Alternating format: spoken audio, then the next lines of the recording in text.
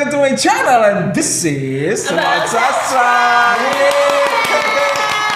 Marah banget. Okay, everyone, thank you so much for clicking this button. Stop by to adjust today. We have. I am Tika. Hai, Tika. Pesona ceras. Aduh. Tapi Doakan saja. iya, tapi dia mau ke Sarawak. Oh, mau ke Sarawak. Oh iya. Kita ini. Jadi tambah cantik abis pulang dari Sarawak. Betul, pasti mukanya lebih bening. Sesuai dengan orang Sarawak kan, kulit-kulitnya putih. Main Masya di hutan Allah. ya. Betul. Nanti kita akan ke hutan memang. Oh seperti iya. itu. Alhamdulillah. Oh.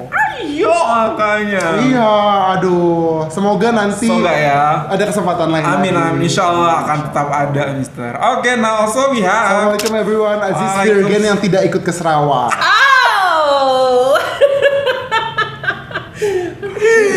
Tapi nanti ke Sarawak Ya, lah. insyaallah. Insyaallah kalau nggak ke Sarawak ke Sabah. Betul. Sama Mistika juga. Ya, ke Brunei Darussalam. Iya. Ya madu. Ah enggak kesepil enggak boleh. Kesepil. Terspil. Wah. Ya aku bercanda. Ada apa nih rencana Ada ke apa Brunei? nih ke Brunei? Bercanda. Jualan minyak kah? Jualan minyak bumi. Ya kali nikah sama raja minyak gitu kan. Oke, nah everyone, hari ini sebuah video nih kan berkaitan kita bertiga inilah guru. Ya. Nah, selain guru, kita juga secara individual, secara personally, kita juga love about education. Yes. Right? Ya, nah guys, talking about education itu tidak lepas dari namanya konsekuensi terhadap yang murid selalu lakukan seperti itu kan. Kadang-kadang kita memberikan hukuman kepada mereka. Nah, kalau Mr. Aziz lebih senang diberi hukumannya seperti apa? Kamu lebih Memberikan, suka, maksudnya? kamu mendapatkan hukuman seperti Saya? apa? Iya.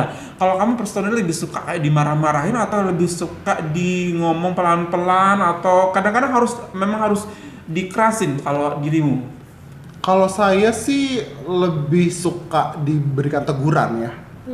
Gitu secara verbal, dan lebih senang kalau hukumannya konsekuensi terhadap segala sesuatu pelanggaran gitu ya, itu disepakati dulu di awal gitu, Mister dan Mistika. Harus disepakati dulu Wah. gitu. Jadi kalau kamu melakukan ini, maka konsekuensinya adalah ini. Gitu, Melakukan gitu. B, konsekuensinya adalah B gitu. Jadi demokratis gitu ya. mungkin. Oke. Sukanya Tapi kayak lebih gitu. dengan cara yang lembut, yang halus. Enggak juga.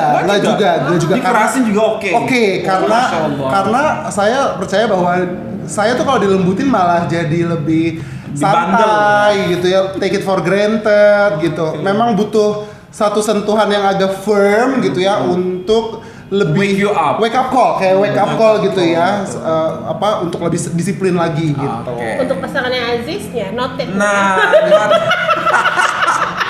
kalau Mistika nih gimana nih Mistika? Kamu lebih suka diberikan hukuman ataupun peringatan seperti apa? Atau dicubit, Orang- atau dicubit. Kamu nakal. Jangan gitu. Aku maksudnya dibelai saya. Oh, itu bukan hukuman lah. Itu nagih nanti. Enggak, aku orangnya tuh soft spoken. Oh, gitu ya. kan ya. Tika. Jadi gini, sayang, kamu jangan gitu lagi ya. Mistika itu bukan hukuman kalau gitu. tapi kan bisa gitu loh. Sayang, kamu jangan gitu lagi. ya. Sayang, kamu jangan habisin duitku lagi ya. Tika, Aku kan soft kamu akan berubah dengan ngomong seperti itu. Ya kalau aku yang pasti diskusi. Dis- Ya gitu loh. Harus dari mata ketemu mata, hati ketemu hati. Mata kaki ya guys. Ini serius. Ini mata ini bukan mata kaki. Ini serius. Jadi lebih enak tuh kalau misalnya aku Tapi lebih ke cara lebih lembut. lebih gitu. lembut. Aku kalau misalnya aku salah, aku akan terima. Tapi please Tegurnya dengan- tegurnya baik-baik dan personal lah, personal diskusi Iya. gitu kan, lebih masuk ke dalam hati. Jadi biar Oke. kita tahu view-nya orang ini tuh mau aku tuh seperti apa. Oh. Aku tuh nurut loh guys sebenarnya. Yang di Ciaras. Nih dengerin. Aku tuh nurut loh. Kamu gitu. nurut orangnya ya. Tapi Oke. definisi hukuman pada secara bahasa itu apa sih sebenarnya, coba? Hukuman itu kan sesuatu yang ditimpakan pada sebuah pelaku pelanggaran. Betul, gitu kan, betul. dan sifatnya pasti harus tidak membuat nyaman. Betul. Iya dong, Betul, namanya betul. hukuman itu pasti tidak membuat nyaman karena akan melahirkan pendidikan bagi Betul. orang yang melakukan pelanggaran dan pendidikan bagi mereka yang mengetahui bahwa ada pelanggar dan yang ditimpa hukuman. Karena kita sedang membicarakan hukuman spesifik kan gitu. Ya, jadi tapi Mister gimana? Tadi kan ditanya bagaimana cara negornya kan, seperti itu. Kalau cara menghukum Mistika gimana? Kalau menghukum aku ya gimana ya? Tetap dengan cara yang lembut juga Yang lembut pasti. lah ya. Tetap loh. Oke bisa Tika, dikasih. Iya, aku akan Abang. hukum kamu. Boleh. Coba tangannya. Borgol apa? Pelan-pelan.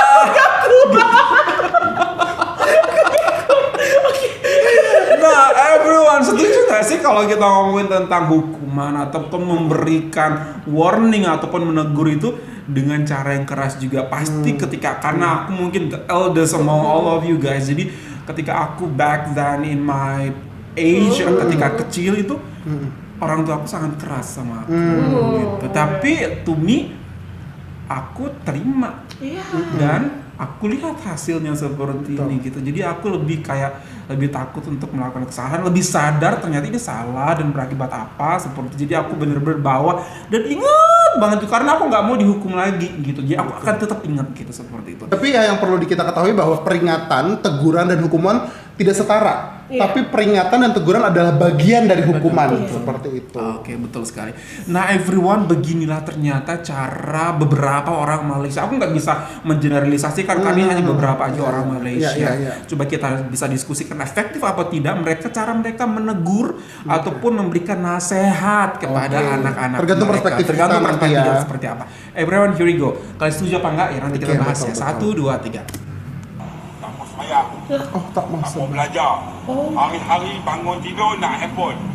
Bila ibu dengan mama dengan ayah tak bagi handphone menangis. Betul. Mama dengan ayah suruh buat kerja tak nak. Betul. Main handphone je. Bangun tidur lambat. Bangun tidur nak handphone. Betul. Basuh muka tak nak. Makan tak nak. Pergi mana pun nak Anak murid handphone. aku macam tu. Kenyang makan pun bukan kerana sedap. Kerana tengok handphone. Betul. Anak kecil. 3 kali. Seluar tak pakai. Aduh. Faham? Faham. Macam ni. Contoh dia. Apa ini? Ini. 1. Wow. Aduh. Nah, Mistika. Nah, Tak nak. Nah, kena rotak. Dikasih handphone. Udah pegang handphone. Masuk dulu, masuk. Masuk tu kawan hang dah masuk dah. ya. Bukan apa. Wah. Saya tak kena Kenapa ni? Pergi mana? Saya kena ikut. Pergi mana? Untuk saya. Dekat mana? Dekat hospital mana tak tahu. Lepas tu hang duduk buat Oh, naik Oh, naik sepeda. Jalan raya. Selajuk. Ni basikal lajak. Brek tak ada apa semua. Nggak ada remnya. Oh, Ni kawan hang masuklah. Jadi ditegur. Ya, aduh. Ditegur oleh bapak polisi ini. oh meminta ampunan, Iya. dia meminta maaf. Mai masuk. Tak, saya tak ada. Abang, dengar abang. Ha? Dengar abang. Pergi masuk. Oh, adik temannya 2 udah masuk. Jangan abang. Nak main lagi tak basikal lajak? Saya janji tak ada. Iya. Subhanallah. Betul. Saya semua dah jawab lah lah. Dia siap. Ha? Biasa saya buat. Bila? Nangis semua. Klarifikasi. Betul. Aku boleh. Aku nak ada brek semua basikal tu. Tak ada break. Janji. Boleh? Ha? Ha? Tambah brek lagi. Tambah break. Kan aku bawa pergi balai ni. Betul, saya janji. Ha? Janji bang. Ha? Subhanallah. Pergi balik sekarang. Pergi balik sekarang. Pi balik. Pergi balik. Pergi balik. Sekarang. Oh, Pergi balik subhanallah. sekarang. Ha? Aduh. Lu salfok sama bukit-bukitnya. Iya. Kalau Rindu ajak brek sekali. tak ada. Salah Cepat. fokus sama jalanannya bagus banget. Iya, bagus banget. Terima kasih ya. Dia bilang makasih loh anak kecil sama bapak polisi nih. Masya Allah. Masya Allah. Oh, jadi gini. Kena mental semua. Kemana? Kena mental. Tapi aku tuh setuju ya, kalau hukuman tuh jangan secara fisik lah gitu. Istilahnya kayak begini-begini aja nggak apa-apa lah ya. Iya. Istilahnya menggugah diberikan ini ya, diberikan hati dan semacam pikirannya. ya, Iya, dibuka pikirannya dibuka. kalau main handphone terus mau jadi apa seperti itu. Mungkin shock terapi Shock dulu. terapi sepertinya ya, Ya, shock harus terapi gitu. betul. Aduh. Kalau misalnya gimana misalnya menurut kamu lihat tentang ini happening ini? So far sih semua video yang ada di sini sih menunjukkan hal-hal yang masih manusiawi ya gitu.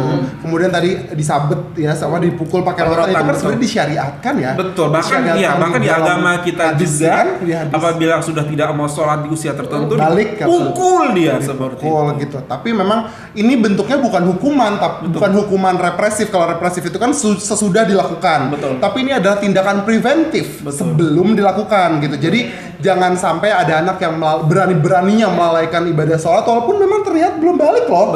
Gitu. Tapi kesadaran bahwa ada hukuman yang disyariatkan apabila anak pada umur atau usia tertentu tidak mau sembahyang, ya inilah yang akan didapatkan. Dan ini adalah bentuk preventif yang sangat efektif gitu menurut saya. Terus kemudian tadi anak-anak yang menaik bicycle without brakes gitu ya. Jadi tindakan ini menimbulkan rasa jerak. Betul. Rasa berpikir juga kepada anak-anak ya. Dan yang paling penting apapun hukumannya gitu ya, dalam ranah apapun, tidak hanya untuk anak-anak, menurut saya hukuman yang paling efektif adalah ketika perilakunya atau masyarakat yang menyadari bahwa ada hukuman dan konsekuensi tersebut bisa lebih jerak dan aware terhadap hukumannya. Apabila melakukan hal A, maka akan mendapatkan hal B. Seperti itu. Karena kan hukuman itu sebenarnya bukan hanya sekedar menghukum, tapi pendidikan karakter bagi masyarakat yang lebih luas. Betul. Yang aku bisa highlight di sini tuh ternyata di Malaysia itu untuk mendidik juga merupakan tanggung jawab bersama juga ya gitu. Padahal ya bukan tugas seorang polisi, kalau mau lewat ya lewat aja sebenarnya gitu. Bukan tugas mereka juga nggak dikasih tahu orang tuanya, tapi ketika lewat ada anak yang bermain sepeda kemudian dan mengetahui itu sepedanya tidak ada remnya, mau aja dia turun gitu seperti itu. Dan di kolom komentar pada video ini guys itu mendapatkan support banget tuh. Anak-anak zaman sekarang itu perlu untuk didapatkan semacam shock terapi atau kejut-kejutan seperti itu dari kejut manja. Ya, kejut-kejut buat mereka juga merasa bukan takut karena apa, tapi mereka lebih berpikir lagi. Kalau kamu seperti ini terus di masa depan, terus kamu bisa membahayakan orang lain, kamu memang akan masuk penjara loh. Seperti itu. Kamu akan berurusan dengan saya loh. Seperti itu. Karena ini bagian daripada tugas saya gitu. Tapi hebatnya di sana tuh semua orang ikut partisipasi untuk mendidik generasi muda mereka. Mereka kalau di sebuah negara atau beberapa negara tuh kayaknya orang tuh sudah mulai merasa udah nggak peduli samping sudah mau melakukan apa gitu. Karena ketika ditegur, Anda siapa? Kenapa Anda ngurusin siapa?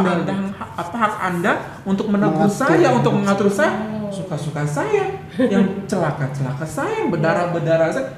Mereka kan pasti ngebalik. Jadi membuat orang tuh mau menegur, mau mengingatkan aja tuh juga merasa serba salah gitu. Wow, keren banget sih. Dan menurut aku ya anak-anak tuh harus balance juga ketika suatu saat mereka juga perlu untuk mendapatkan terapi ataupun peringatan dengan cara yang lembut. Jangan gitu ya. Coba gitu kaku. Gitu ya. Coba kaku. Bu, aku nggak bisa ke kamu. Yang diceras gimana nih? Ada nonton. Setelah ini ditelepon ya. Gitu, jadi memang harus balance gitu. Ada yang saat ketika kita memerlukan untuk dihaluskan saat dihaluskan, tapi memang kalau sudah keterlaluan seperti yang tadi lakukan, kenapa? Karena kan berakibat sangat fatal bukan hanya untuk orang lain yang using the street, tapi buat dia juga, maka perlu untuk sedikit dikeraskan seperti. Dan if we are talking about children need something konkret, ya gitu. Kalau berbicara tentang harus sholat gitu ya, anak-anak kan nggak tahu konsep dosa, nggak tahu konsep ganjaran dari Tuhan gitu ya, tentang pahala dan dosa. Pahala dan dosa is very abstract ya kan, tidak terukur, unmeasurable gitu. Unseen. Iya, unseen. Jadi perlu sesuatu yang ini juga saya baru sadari gitu tentang syariat. Boleh lo memukul anak yang sudah balik, sudah memasuki usia tertentu ketika dia meninggalkan sholat wajib di sholat fardu gitu. Ya karena anak-anak itu memang hitohnya menilai segala sesuatu secara terukur, Yes. iya kan gitu. Makanya tidak meninggalkan sholat maka kamu akan mendapatkan pukulan. Tapi kalau kamu meninggalkan sholat mendapatkan dosa, dosa tuh apa? Dosa tuh seukuran apa gitu ya? Sebesar apa? Nah mereka tidak bisa mengukurnya. Tapi kalau pukulan, mereka tahu nih, oh ini bentuknya seperti ini, dilayangkan oleh ayah saya, rasanya sakit. Nah itu kan lebih terukur sebenarnya. Nah nanti setelah memasuki tahap-tahap usia tertentu, Betul. barulah disuntikan pengetahuan-pengetahuan, Kesadaran itu akan kesadaran. tumbuh ya. Betul. Kebutuhan tentang Tuhannya, Betul. Tuhannya pun semakin tinggi dan Betul, kuat betul, gitu loh. Itu akan melalui proses pencarian mereka masing-masing sebenarnya. Tapi untuk menjaga generasi yang lebih madani gitu ya, itu kan harus dijaga sejak dini sekali gitu. Tidak bisa menunggu nanti gitu ya. Tentang sholat ya specifically gitu. Jadi memang awareness tentang menegakkan sholat 5 waktu itu harus suntikan dari sejak dini, dan salah satunya dengan pendidikan seperti itu. Dan saya setuju sekali pendidikan ini dilakukan secara preventif. Jadi dikasih unjuk nih Tika ya. Sebelum kejadian ya. Betul, sebelum kejadian, bukan itu Setelah pakai kejadian. boneka anyway Iya, loh iya, gitu. bener-bener Bukan boneka. bukan anak yang tidak Iya, sholat iya. terus ini dia tidak Iya, sholat iya. nih, Sasar tidak sholat, maka saya pukul, kan tidak Iya. seperti itu gitu. So this is such a good things. Maybe we can look up to this kind of teguran gitu ya, karena kita Betul. berbicara tentang syariat itu memang kadang-kala Betul. tidak bisa dicampur adukan dengan perspektif era atau zaman sekarang gitu, ya kan? Betul. You know what? Aku pernah lihat itu sebuah video bagaimana orang-orang di Jepang, kalau nggak di Jepang di China, bagaimana mereka mengajarkan anak mereka untuk lebih hati-hati di tengah jalan membawa sepeda. iya. Itu benar-benar ditunjukkan itu mobil nabrak sepeda. Oh iya betul. Iya, pernah pernah mobil ya. menunjukkan arah sepeda. Kamu nggak jalan hati-hati di tengah jalan, benar-benar ditunjukkan ada orang yang ditabrak seperti itu, tapi itu dilakukan oleh stuntman Ya. gitu. Jadi benar-benar ditunjukkan konsekuensi seperti apa agar mereka tuh lihat, oh seperti ini terjadi. yang akan terjadi. Apa terjadi? Seperti Bapak tadi masukin ke dalam mobil polisi, itu yang akan terjadi juga Kalau- gitu. Kalau betul. kamu keep doing this gitu loh. Betul. Karena Dan akan itu berbahaya. lebih konkret Dan kan, lebih gitu. konkret. Anak lebih bisa melihat, mengukur, merasakan juga, dan experiencing juga. Dan yang paling penting itu experiencing. Iya. Children need Iya, to konkret ya. experience something konkret. Kalau misalkan kita kasih tahu, ditegur sama polisi tanpa ada contoh masuk ke mobil polisi gitu ya, cuma ditegur, kamu kalau melakukan ini bahaya karena kalau kamu berjalan tanpa rem kamu akan bla bla bla bla bla bla.